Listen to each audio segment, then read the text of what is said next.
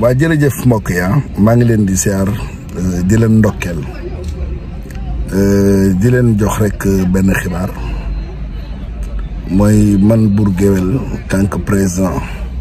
du groupement technicien de la presse en ligne du Sénégal et en tant que président des reporters de lutte du Sénégal tey dama dem arène nationale pour liggéey comme tout le monde. Le commandant Thioune fekk ma fi ma taxaw na ma j'ai reçu des instructions que amuloo droit wàcc enceinte bi liggéey. Je lui ai demandé le pourquoi ak par qui ñu ne ma l'essentiel que j'ai reçu des instructions ñu ànd ak man ak moom ba ci le président Cheikh Sarr ak le président Meïssa Ndiaye mais il se trouvait que ni que effectivement CNG dafa jël ay mesures ci Bour Gueweul ci bu mu dugg ci làmb ci par simple cause mooy que wax naa leen dëgg te dama jàpp ni ko aussi dëgg laa leen wax donc muy xeetu jaay doole boo xamante ne que existé wul fenn ci àdduna bi Bira Sène ñu ngi ko nommé mu nekk le président du comité national de gestion de la lutte donc sañ-sañam ci li mu yem mooy mbër yi promoteurs yi entraîneurs yi ak managers yi xaw ma nag kañ la yegg si ci ñun muy loo xamante ne que vraiment j'interpelle le ministre des sports Yankhoba Diattara moom moo jiite sport bi yëpp Bira Sène n'est pas un roi déedéet Bira dañ ko nommé le ministre Matar Ba moo ko fi nommé woon jiital ko fi bi le ministre Yankhoba Diattara ñëwee reconduiraat ko depuis quand dans ce pays là que nit ki bu waxee xalaatam ñoo nañ dal ci kaw Bira su fekkee ne que dafa jàpp ne dama ko diffamé mais na dem ci yoon mais amul benn droit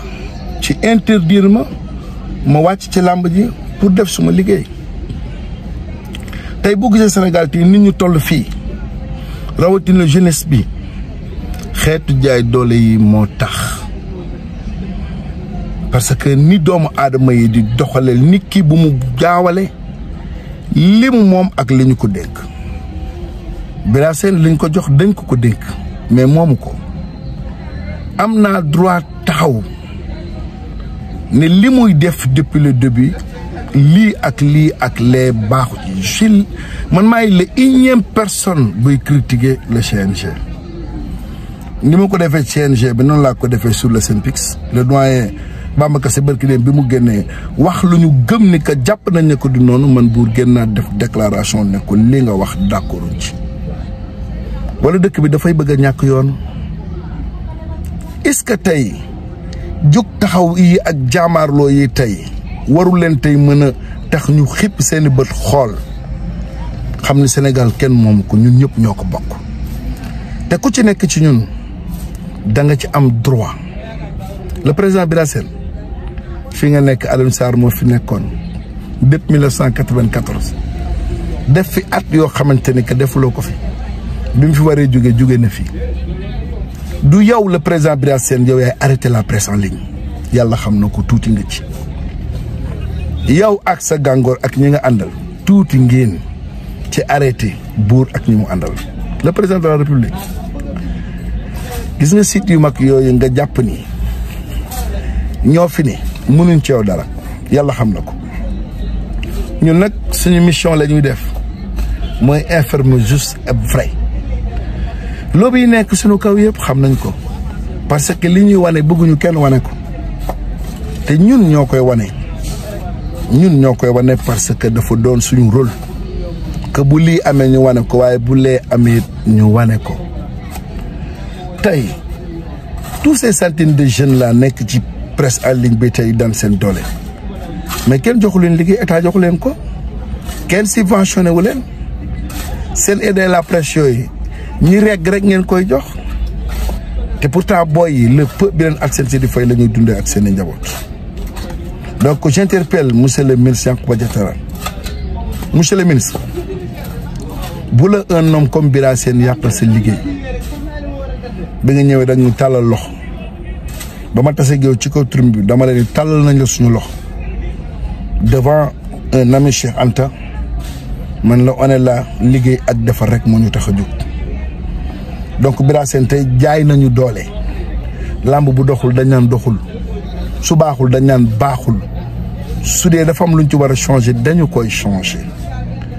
donc yenn doxalin yi mooy pousser nit ñi ci yenn mentalité yi yenn doxalin yi mooy pousser nit ñi ci ñu jug taxaw takku man Bour de jug naa taxaw takku booy yi nekk ci presse en ligne bi wallahi azim je les défendrai au prix de ma vie parce qu'ils ne sont que des jeunes lu jàppul ci dara amatuñu espoir ci dara li ñu am la ñu amakus néew di ci tund est-ce que réorganiser woon leen est-ce que dimbali woon leen ci ay formation jàppal leen orienté leen ba ñu mën a def seen liggéey gën woon yomb du ñu bouger nag du ñu reculer centimètre Bira man ak yow ci kanamu yoon la ñu régler suñu problème